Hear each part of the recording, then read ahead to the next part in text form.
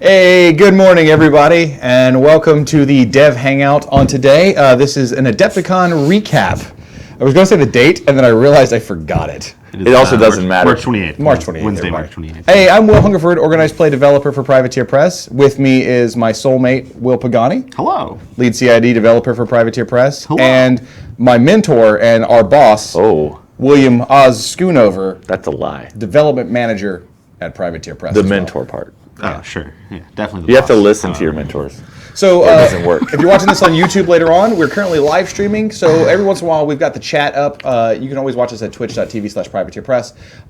And we will say someone's username. We will call out a question and we'll answer them because we like to interact with the community because we love them and, you know, they're wonderful people. And today what we're going to be mainly talking about is we all just came back from Adepticon in Schaumburg, Illinois. And we're going to talk about the different things we saw there, the different events that occurred, and kind of what a good time it was. And we're going to be taking a lot of questions from the chat and just talking to everybody for a little And bit. for anybody who has no idea where Schaumburg, Illinois is, It's Chicago. Chicago, basically. Yep. So for those of you that are watching live right now, you might be, you know, we normally would do a Crucible Guard CID update, so to let you know where that is. We all just got back in the office. We've got some meetings to have and some things to talk about, and there'll be some updates coming soon. But we wanted to share all the sweet time we had at Adepticon, and probably next week, I imagine we'll have another Crucible Guard update, Dev Talk, if I had to Yep. guess. Oh, I thought you were going to say an update next week. Like, I mean, definitely. Hopefully before then. Yeah. So Mein Gott. First comment, Tim likes my shirt. Tim, we sell this shirt. before we get into the actual events of Adepticon, let's just do a general overall. How was your Adepticon? Oz, how was your Adepticon? My Adepticon was great. Cool. Do you want more? No. That's Okay, it. cool. That's all Pagani, you get. How was your Adepticon? My Adepticon was also great. I spent a lot of time in hot tubs, Yeah. which was great. I spent a lot of time talking to players, getting feedback for CID stuff, talking about the immunities changes, talking about Crucible Guard, talking about all sorts of stuff. That was really, really great, and I'm excited to have those meetings here coming up in a little bit. Yep. I also had a great time running events, judging people. Judging people, not players. People. Correct. It was lovely. Yep. Same. I had an amazing time at Adepticon. Had some really good conversations with a variety of folks. Really good conversations with Tim Banky, Jake Van Meter, Jason Watt. Same kind of stuff that you were talking about. We just got to hit the name drops there. Well, no, just the you know, and if you've never been to Adepticon, and you know, it's a really high-profile competitive event for War Machine and Hordes. You see some of the top players of War Machine and Hordes, as well as new faces. In fact, a top 8 of our Masters, which we'll get to in a moment, had a lot of new blood in it. We had the returning. Brett Fogel's been on the scene for quite some time, and he was sort of the old guard, right? Sure. But let's go ahead and jump right into it, and let's start with Thursday. Let's start with the Thursday. events on Thursday. Now, we were in Schaumburg from Tuesday through Monday, but we're not going to talk about that. So I mean, I feel like the highlight of my pre-Adepticon was getting the mail to be delivered perfectly by getting in a hot tub. And then instantaneously when I Yeah. got in the hot tub, all of our stuff showed up, so I had to get back out. Yeah. you were in the hot tub for like 30 minutes where that happened, right? Less. Yeah. We were waiting for our crates to show up so we could set up the booth because we were selling all kinds of cool pre-releases and some exclusives. We even had some of the Black Anchor models there. And The Boochaller and the Dracula. the shipment was coming a little bit late, just to explain this story. And Pagani was like, well, we have nothing to do at the moment. I'm going to go get in the hot tub because if those of you who don't know, Will Pagani, he's addicted to hot tubs. He was in the hot tub for, I think, legitimately 20 minutes. We also knew that it would magically make all Absolutely. this stuff appear. The second I hit that hot tub, everything showed up. The second he got in, the text came through. Everybody come back to the booth. It's here. So Thursday. On Thursday, we had the first Masters, and we'll just talk about Masters now because it was the Masters prelims with Saturday being the finals. So we're going to talk about Right. all of Masters as a whole here on Thursday, as well as, did you have your first company of Iron I events? ran my Company of Iron event, which is a playtest for the Lock and Load Company of Iron event. It's going to be bigger and wackier. I ran it 2 times every day except Sunday only once. So it ran 7 times over the weekend. Okay, so we'll talk about that sort of overall, unless you had any days that really stuck out. We'll talk with- about it in a big general. We'll talk about it in a big general way. So let's talk about Masters. Congratulations to Brett Fogel. Brett Fogel won Masters, qualifying on Thursday and playing in the finals on Friday, and he won with minions. Hooray! Hooray! I believe his lists were Arcadius and Rask, if I'm not mistaken, but I could. Pretty sure it was Maylock. Oh yeah, I'm sorry. You're right. It was Maylock and Arcadius. Thank you very much. So anything from Masters you saw that was particularly interesting? Any cool takeaways? We did get to watch Harbinger assassinate Jake's 2 in Melee during the finals. Yes. Harbinger picking up The Pathfinder semifinals, yeah. and going in and just murdering Jakes in Melee. Yeah, it turns out you don't have to roll to hit, and you have 10 focus, so you get 11 attacks. It's pretty good. Pretty good. It's pretty good. Yeah, that was probably my highlight, was I was like walking the floor, and I heard, Rupert's going to give Harbinger Pathfinder, and I'm immediately just like, Go on. let me find that table right quick. Yeah. So, yeah, that was an exciting game there. Our top 8 was also pretty diverse as well. We had a good mix of... I think we had 2 Signar and 2 Scorn, Yeah. and everything else was unique. Yeah. So, We didn't see any Grimkin in the top 8 this time. I got a couple messages asking, but Grimkin had a decent showing overall.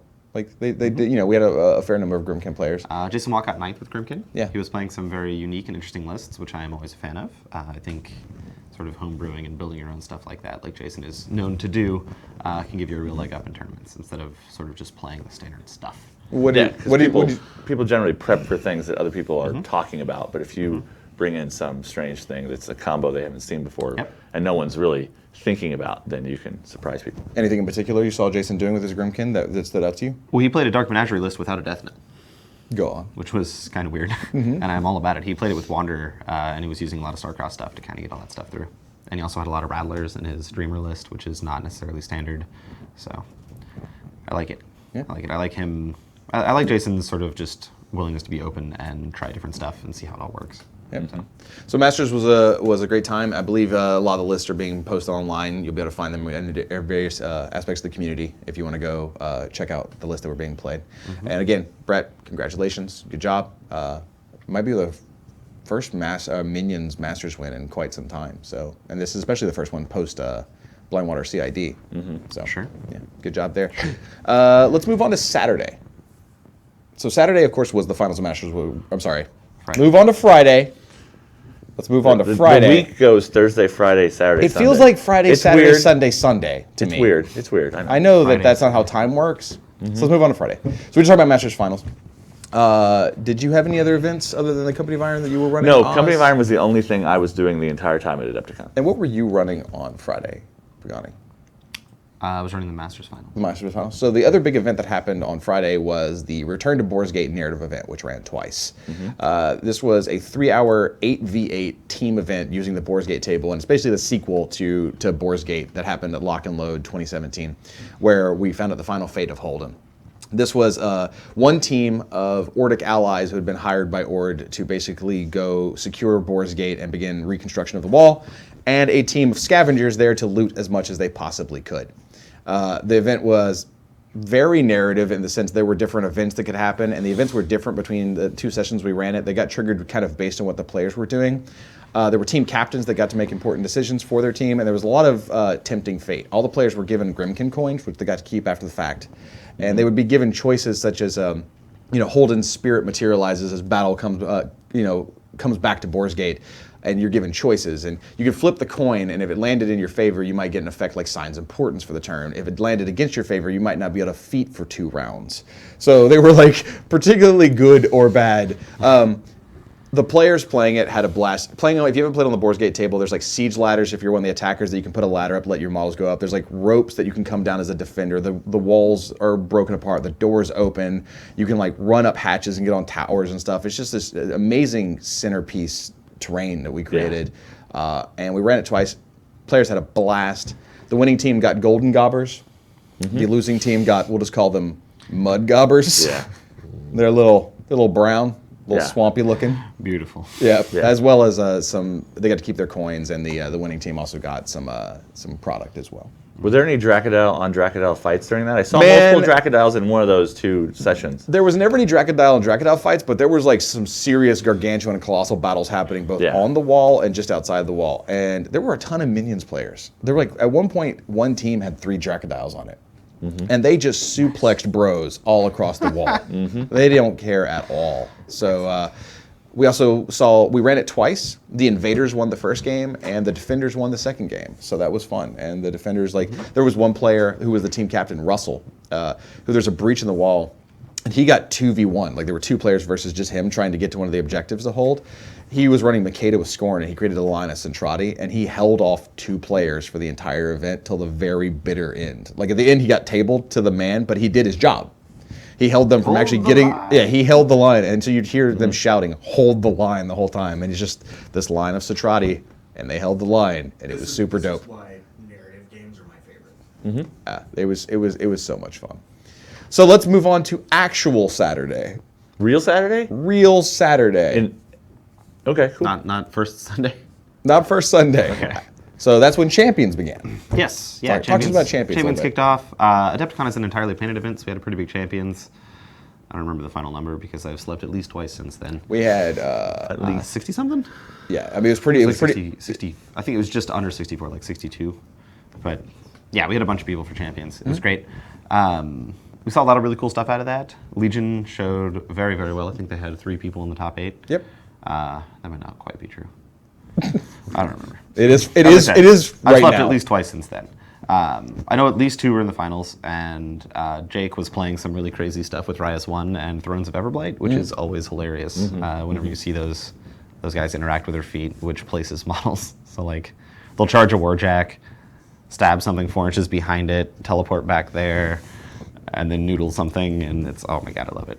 Those Justin things just get everywhere. Justin Saul Perez in chat says, "You guys look exhausted." It's been a long week. It's been the week hasn't ended yet. We've just been true. going the whole time, so we're Yeah, kind that's of true. we're a little tired, but not tired, not so tired we can't come do this. Yeah. Also, We're gonna chat with you Zane guys. says in chat, Adepticon. So if you were at Adepticon or you see any photos of Adepticon and you see a young player by the name of Zane dressed in a corn suit, which is what you think it is. It's a suit that makes you look like a full Ear of corn. ear of corn. That is because I believe he lost an agreement to one Mr. William Pagani here. Absolutely. And the losing aspect of that was that he had to show up Saturday dressed as corn, which he did. Good job, Zane. If I had lost, I would have had to have painted and shipped him a Anson Durst. So Wow, that's Cheers. that's a good trade. Man, that's rough. You would have had to give him a whole Anson Durst. Yep. And in response, he had to dress like an ear of corn for an entire show. That suit must have been terrible. It was only one day. it was only one day. It was supposed to be 24 hours, but the hall wasn't 24 hours. Yeah. so. Yeah. So back to Champions. Congratulations to Matt McWaters, who won it with Crix. The finals were him versus Tim Banky. Tim was playing Trollblood Storm of the North. Is that true? Yeah, It is true. that is true. Yep, is true. Tim, who finished second, by the way. Tim was playing Storm of the North, playing with Colgrima, and Matt was playing Denny 2 2. with 9s. No, he had 6 No. Slayers. 6 Slayers. I like how Oz just kind of keeps going, this stuff happened. Yeah. Well, he was really busy in his. I was events on the entire side of the time, room. So. Yeah. The other So side of the room for it was all the Denegra tournaments. 2, Black Industries, ton of Slayers, Really, it was Deathjack. Deathjack that was carrying those games. Yeah. I got to watch a lot of his games, and But it was Deathjack like was a baller. Deathjack, ton of Slayers, double Siren, Necrotack, a couple Bone Jacks, versus Storm of the North. Which I watched a lot of Tim's games, playing Colgrima Storm of the North. And if you're interested in Trollbloods and you want to learn more about playing Storm of the North and Colgrima, Tim Banky is definitely a player to watch. He played those games masterfully. I watched him just shut a couple players out completely. They really had no way of fighting back, and they were some really, really good games. But congrats to Matt for getting through it, finishing first, and being the overall champion. I'm just gonna say right now, the chat makes no sense to me. There's a bunch all of people kinds of spent weird on words corn. being randomly said. Yeah. It's not all corn related. Some of it's cheese related. I think they're just saying hi to each other. Sure. Cheddar Caveman said, didn't he have fin blades? He did have fin blades. Fin blades were in his list. His list was like just Tim Banky's Storm of the North list. It was fin blades, champions, stone, stuff. Mulgrok Mauler, I think, was the battle group. Yeah, things. But I don't remember There were things in that list. Definitely. Oh, he had Long Riders. because I hot tubbed after that, and that's my reset button. Second Yeah. you get in a hot tub, It's a everything wi- else it's a- melts away. It's a mind wipe. Oh yeah, it wasn't Storm of the North. It was Band of Heroes.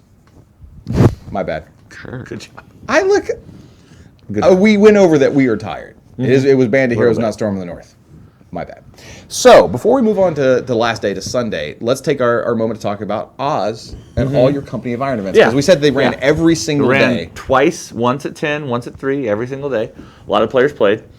It was a 16-player event total, and every table was a 4x4 with 4 players on it, up to 4 players.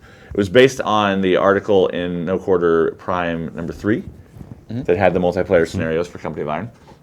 And like I said, it was a test bed for Lock and Load. We're going to do an event like that at Lock and Load that's going to last 8 hours and involves 16 people. Control. And it's going to have all kinds of crazy things. It was also a narrative event using the same coin system from the first Boards Gate event, not the crazy flipping coin system from this Boards Gate event. And Wasn't even that players got to spend their narrative token to do something out of the ordinary. Most of the time, it was tweaking rules a little bit. Like, you can't normally bring back dead units and things in Company of Iron, but one player used his Gatorman Bokur to reassemble some Bogtrog ambushers into shamblers with the power of narrative. Power of narrative always breaks the rules. Always trumps all the rules. Always. I had a Man of War bust through a wall to get at some guys that were hiding behind it. Did he with a scream? Slam attack? Did he scream? Oh yeah. I don't think he did. He was red. He was painted red. I mean, and he should was have. Man He of should War. have. Oh yeah, his way through that wall. We had, and then the best part of it was, just like the Boards Gate narrative event that you could have watched streaming from Lock and Load, I offered the players choices and penalties. So if a player wanted to do something, I don't know, like have Vilmon thresher his way across the battlefield, and he missed, Vilmon fell down. Sure.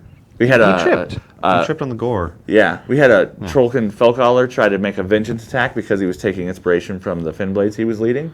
He wanted to make both his attacks, Sure. and he missed himself. I mean, he missed and hit himself. It was great. Just swing, whack, ow. But speaking of Company of Iron, there's also more than just the narrative event that was going on. Something we haven't talked about yet is, of course, Iron Arena was going on the whole show, and it was packed. But one thing we did this year that was really cool is we brought one row was nothing but Company of Iron size tables, and it was the studio tables that you've seen us play on Weekly Rumble on this show. The ones that made by Danny, our terrain guy, like the big factory that had like the catwalks and stuff you can go up, and then like the Trollblood town with the giant inn at the center of it. And even if you weren't signed up for an event, you just came to play Iron Arena. There was like really great tables that have some games on. We saw people on those non-stop. Yeah, and the last exciting Company of Iron thing, Dallas and James played a weird grudge match. It wasn't really a grudge match because I don't think they ever played before. It was a friendship match. Weird friendship match. And we learned that Dallas has been sharking us the whole time. All these can't win games against anybody things was just set up so that he could just stomp James. Yeah. Just randomly. He became the world Company of Iron champion according to Advanced Maneuvers. Yeah, and that was live streamed and probably out there in the world somewhere soon on YouTubes and whatnot. Yep. I haven't looked at the internet for days. I've just been trying to catch one sleep, so I don't know. Yeah. But yeah, Advanced Maneuvers was streaming and doing other things with that video. So let's move on to Sunday. Sunday was, of course, the Champions Finals that we've already spoken about, and it was the first ever caster draft. So if you don't know what caster draft is, man, it's awesome. So you get you make a 50-point army list with you get 30 Warjack Warbeast points. You bring a small base model to be your caster. You get a generic caster that has Arcane Bolt, a pistol, a sword. They've got a feat that's basically Striker 1's feat, but it's +3 armor instead of +5. And then their stats are like Mat 6, Rat 6, Def 15, Arm 15, 6 Focus, or Fury. There's these decks of cards that you draft, where you take a card and you pass the pack to the left for the first pack, and then you pass it to the right for the next pack. And you end up with 12 cards in total. These cards can be new weapons, new feats, new spells, new abilities, and stat bumps. So abilities, stat bumps, and spells all stack. You can have any number of spells. You can have multiple stat bumps. So if you draft, say, 4+ Mat cards, each is like +1, you would have +4 Mat. You have multiple abilities, so you could draft a sprint card, you could draft a stealth card and have both those. You've got 2 hands, so if you draft multiple weapons, weapons replace, you choose where you want to go. I have 2 hands. It could be 2 melee, 2 ranged, melee ranged. And then you have 1 feat slot, so you can replace your feat. This is a format that when I designed it and we all tested it, that really our saying was, when everything's broken, everything's balanced. And Caster Draft is super broken balanced. It's pretty silly. Everyone who played had a blast. The guy who won, I posted on my Twitter the deck that he ended up drafting, and it was ridiculous. I think he had Lola from the Butcher. Yep. He had boarding action, which is Ayoko's 2's feat for +3 speed, if I'm not mistaken. He had like multiple Mat and strength buffs, and then he had like Engine of Destruction, Disintegration, Mortality. It was just, what does this guy do? Murders whatever's in range of him. It doesn't even matter. We saw some really, really cool and just insane combos people did. Somebody went pure range. They picked up Spitfire, Kara 1's gun, and thrown Wrathrock. And then a bunch of like just range buffs. We were giving out prizes to anybody who could manage to draft both Wrathrock and thrown Wrathrock. 2 people did. Yeah. And so it was a great time. It was kind of our first run. I was actually a bit concerned for a bit. There was a Convergence player, and he he got Engine of Destruction again, because there's more than one copy of it, and he got almost nothing but Matt and Rat buffs. Like, that's what he went for. So his battle group's Matt and Rat was like the world. 13 Matt and 8 Rat or something. But he did end up just getting, he got killed a couple games, so. Yeah. So It happens. Chad is asking about the cards and where they can get them, and someone, Nathan, says that I am holding out and I have all the cards. No. I'm not responsible. So the cards. No, not my fault. We were not making the cards public just yet because we wanted to run the event and make sure there was nothing. Yeah. Like, we've tested it internally, but we need to do an external test. I can tell you that considerations are occurring right now to see what is the best possible way and how this should go to get them to everybody. So we're hoping to have more details soon on how the caster draft cards will be available to you, whether it'll be a PDF, whether it'll be print on demand, what it might be. But coming very soon. We've got some stuff to figure out internally, and we'll let you know as soon as we have a final answer for you of how caster draft will be available to you and you can participate in the madness. Luckout84 says in chat, Kara 1's gun, huh? Interesting thing to call her. I agree. Her actual short name is Sloan, so it should be Sloan 1. I think that he's probably referring to the fact that we said 1, so that would imply that there's a 2. No, all characters are numbered, even the ones that only have one version and might only ever have one. We very commonly refer to things by their short name because then it's way easier for us to keep track of what they are. What? Cheers. Cheers. So, do you guys have anything else from Adepticon you really want to talk about? We've covered all the major events. We didn't cover the team tournament. Thank you. We didn't cover the team tournament. What? That John's just throwing in some random. What just I happened? just said team tournament. Oh. He just It's echoed okay, us. my mic doesn't work. Oh, you're. Oh, cool. Apparently John's mic is pooped out. Oh, we're so. That's okay. Oh, what happened to this? Oh, God. Looks like our stream might have. No, it's still live. It's still live. Okay. Okay. On our end, it looks like Okay, it paused. yeah. Beautiful. Sorry for the technical difficulties. No problem. There are, no. Let's talk about Team the tournament. Team so tournament. it's a Chicago-style team tournament is apparently what it's called. I didn't know that. We did in Chicago. How convenient. I know it worked out that way. Where 2 players both bring a 35-point list. Yep. And both bring a caster, and they play them together on the same table. This is a really fun and quirky style event, and some really crazy stuff goes down when you take 2 casters and put them on the same table. So for people that don't know what Chicago style means is when we say a team tournament, this is both players are acting almost like a single player in that they take their turn together. They share the same death clock. So they're simultaneously activating, and then when they're done, they flip the clock over, and their opponent does the same thing. We call that Chicago style because that really became popular at Adepticon. Previous team tournaments were like when you think like WTC, where you have a team of like 5 players, and they're playing 1v1 games. And this isn't even a team game where there's 4 players, and like this player takes a turn, I take a turn, that player takes a turn. It's simul versus simul, and that, like you said, leads to some really crazy situations. My favorite was actually in Mark 1. Okay. It was Old Witch 1 and Gorton. So feet and then push everyone in. You'd feet and push everybody, and the way the old Mark 1 feats worked, Old Witch would feet, and anything that got moved at all for any reason took the POW 14, and then Gorton would walk up, feet, push everybody, and you'd literally be like, all right, this bubble of the board, just put it back on your tray. Yep. Did you see any really cool, crazy combos? Keith Christensen and David. Somewhat. Yeah.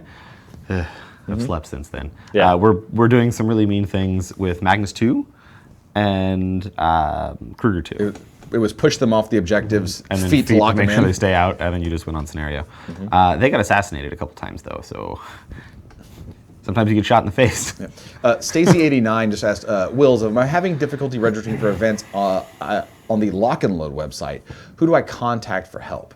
I'd recommend emailing frontdesk@privateerpress.com. That goes to our customer service team.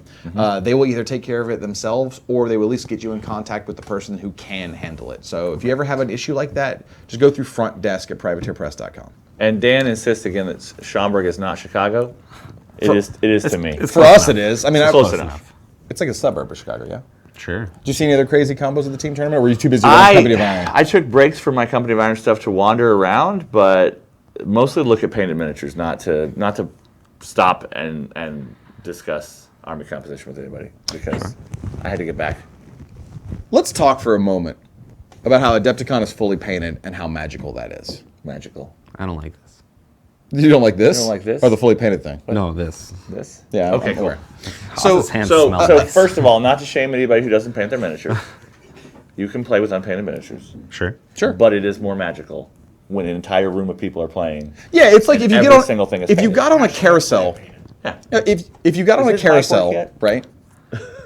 Okay. And the carousel was spinning, but the horses were all just like blank white, and they were moving up and down, and there was no music playing. That's what playing unpainted is like. Like it works, and I'm going up and down, and I'm going in a circle. But isn't that like your fantasy for like creepy clown stuff? We're not talking about that on the live stream, but like it works, and like, Different- but like I differently want my magical. horses painted, and I want music playing, out the side of it.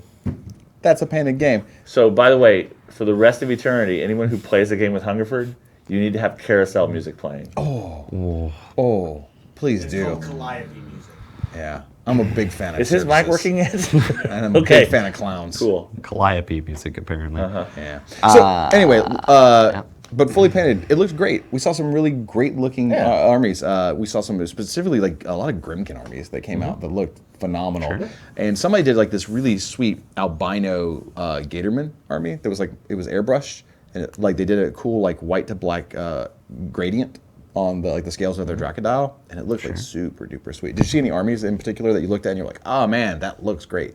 I mean, there were a ton. The Storm of the North armies are looking great. Like, Northkin Raiders are beautiful. I always love those. I saw a really beautifully painted Lely's Resistance army that had a lot of, like, really smooth purple transitions. Beautiful, beautiful, beautiful. Of course, the great glow effects and cricks always catch my eye. Yep. Yeah, So. Tim Banky's trolls actually looked really, really sweet as well. So which one of you guys caught like the armies on parade? I mean, Is your mic working? No. John is asking which one of us caught the armies on parade. Yeah. Uh, It was in I mean, I'll in walk the through. main hallway. We couldn't help but Yeah. walk through there. Yeah. Yeah. Bunch of armies on giant crazy displays. Yep. Spinning, smoking. One guy had race cars on his that worked.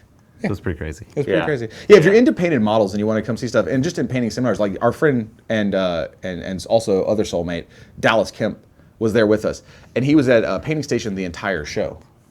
And he was set up like you didn't have to have a sign up. There was not like a seminar for him. You just got to go hang out with Dallas, and he would just sit there and talk to you and paint. And of course, he entered in the new Sorsha bust in the Crystal Bust painting competition, and so. It looked beautiful. If you're into painting, this is a great show to go to, both in terms of being able to go to a competition where everyone will be fully painted, which in our opinion just makes the game look better, and learning about painting. A lot of great seminars to go to, and then you've got this sort of world-renowned painting competition that you can go see some of the best-looking models you're ever going to see in your life. So that was all really cool, in my Yeah. opinion. I like it's nice. So before we get out of here, before we look at any more questions, any takeaways from Adepticon? Anything you want to tell anybody? Any last little bits you want to go over? I think it's very important to remember the people that weren't there as well. Yeah. So, like, the Florida crew didn't make it to Adepticon, but today is National Manatee Appreciation Day. Rip Snooty. And for those of you that didn't know, their mascot was Snooty, who was brutally murdered in his tank. Wow. Way to bring the Hashtag mood down. Rib Snooty. Oz, do you have anything you want to add about Adepticon? After that, check the lost and found when you leave a con. Oh, guys, I gotta check the lost and found. My son was found there. Good old Hamilton, the pig. I did talk to one player who I found one of their AOE rings, and he was like, 5 cents, whatever. But it was sitting in Lost and Found. He walked past that table dozens of times that day. He could have picked it up. And there's all kinds of other interesting things in Lost and Found. Nobody lost a wormwood tray like that one time. I don't know how you lose That guy reclaimed it the day after Lock and Load, but yes, he Sure. did leave a wormwood tray at Lock and Load. Sure. So 2 things from chat real fast. Dylan Wilson said, if everything was fully painted, why weren't there any live streams? So we would love to live stream at every single event we go to, but there's a variety of different reasons. Sometimes the way the shipping works out, because we have to send in a pretty extensive setup. We also have to have very specific staff members come Yeah. to run the live stream equipment. And those staff members can't do anything else generally when they're live streaming. So it really comes down to resources and what's available based on other things that are going on, both in the office and other shows. So while we would love to live stream everything we ever could, sometimes we can't. And unfortunately, we weren't able to live stream at Adepticon. So we do, we're sorry. We would have loved to, especially with it being as fully painted as it was, but it just didn't work out based on some other things that were happening. Whiskey says, is there anything that you want to tell us in reference to Monsterpocalypse? It's super sweet. There's a lot of things I want to tell them. Yeah. And if you were at Adepticon, we brought the models. We did. So, yeah. There's photos online. Everybody got to see their first in-person look at those models. And if you want to see those models and a lot of the sweet stuff we're talking about, like these cool tables and great-looking armies, and get the same experience, Adepticon's a great show. It's come, it's passed. Go next year. But obviously, we got 2 shows that we're going to be at coming up that you're going to want to come see us at. Kingdom Con in San Diego. Kingdom Con. Best hot tub in all the land. Best hot tub. All the land. I don't know. And the big one, Lock and Load. Lock and Load 2018 is coming up. The event registration just started 22nd while we were through actually at 24th. Adepticon. So, make sure I will be rating this Lock and Load based on its hot tub. And it's already beating the old location, which didn't even have a hot tub. So it's better than 0. And 30 minutes later, my mic works. Oh. Hooray! Hello, John. We can't tell the difference. Only the stream can. Right. So you'll see us at Kingdom Con, and obviously Lock and Load's coming up. Event registration is live. You can go learn more at pplockandload.com. There are still tickets available. There may still be some hotel rooms available. I'd go check. I know they went pretty Very fast. few. Yeah. And aside from that, I think we're going to wrap it up unless there's any questions you guys wanted to hit on the chat before we start taking this down. Dallas did post a picture on his Twitter, I believe, or maybe it got retweeted by Private Press. We shared his picture of the. A lot of people have been asking the scale of the new Monsterpocalypse models. So Dallas put Rennie, the Gobber speculator girl. Yeah. Was it Rennie or was it the little? It was Rennie. I saw the photo. Okay. It was Rennie next to some stuff, and he also did another shot of somebody else next to some stuff. Well, and there's some scale pictures on monsterpocalypse.com, I think. Yeah, but that one shows an old model and a heavy warjack. I think it's Yeah. a Kodiak or a Ruin or something. This one was comparing and contrasting some other, especially smaller base models. So you can get that on the Twitters. There's a very important one I want to hit right now.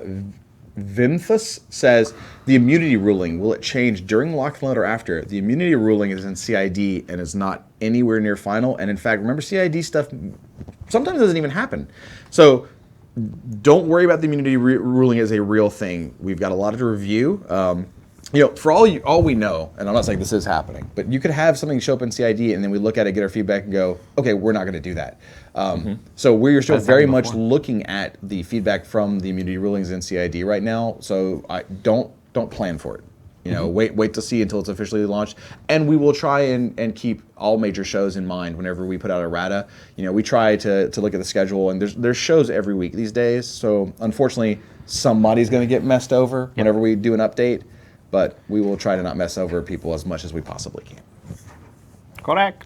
So we're going to go ahead and start dropping things out here. Just to remind everybody, every Tuesday, except for yesterday because we weren't here, we do the weekly Rumble at 10 a.m. Pacific. You can catch us on Twitch, and We'll play game. we play games. Also Facebook. We've been doing a lot of War Machine lately. Every Wednesday we do the dev chat. Next Wednesday you can probably expect we're going to be back on doing Crucible Guard CID. Same time, 10 a.m. Pacific. And Thursday, the best and most important show we do, Dallas Kemp's Get Your Paint On, where you can hang out with Dallas as he paints some new model, shows you new techniques. You can ask him painting techniques. That will be also 10 a.m. Pacific. I see that Sabra's crying in chat right now saying, Tharn, Hungy, cry emotes. The next CID is going to be Exemplar, and the one right after that will be Tharn. Unless we change that schedule last minute for something goes horribly All wrong. schedules are subject to change. Yes. However, speaking of schedules that are subject to change, not this Friday, but next Friday, Primecast Live. Yeah, Sweet. we're gonna do another Primecast Live, first Friday of the month, right? Yep. And one last thing, Corey says, are there any news on Steamroller 2018? It will launch the Monday after Lock and Load. Okay? So don't worry about it going live before Lock and Load. Saber, that's not my thing. That's definitely us, as the manager. There's a million moving parts, and until a CID starts, it's amorphous. It's like a cat that some guy was talking about in a box. Schrodinger's cat? No, a different one. Some other guy's cat? Yeah, some other guy's cat. Don't put your cat in boxes. You don't know if it's alive or dead. They'll put themselves in boxes. Sure. Who's the exemplar caster, Henry? We'll tell you later. Krios? There's many of them. We've officially gone off the rails at this point, and it's time to bring things home by saying thanks for joining us here to this dev chat. Adepticon was awesome. If we saw you there, that was great. If we didn't, we'll see you next time. We're at Lock and Load. Watch us tomorrow. Watch Dallas tomorrow. Paint. Sure. And we'll see you all next week for our weekly Rumble, our dev chat, and Primecast Live again. Yeah. Goodbye, everybody. What are we playing next week? Bye. Hey, is that one no quarter game published yet? Which one? The one in No Quarter 5? The best one. The best one I've ever made. 5? Yeah, it's 5.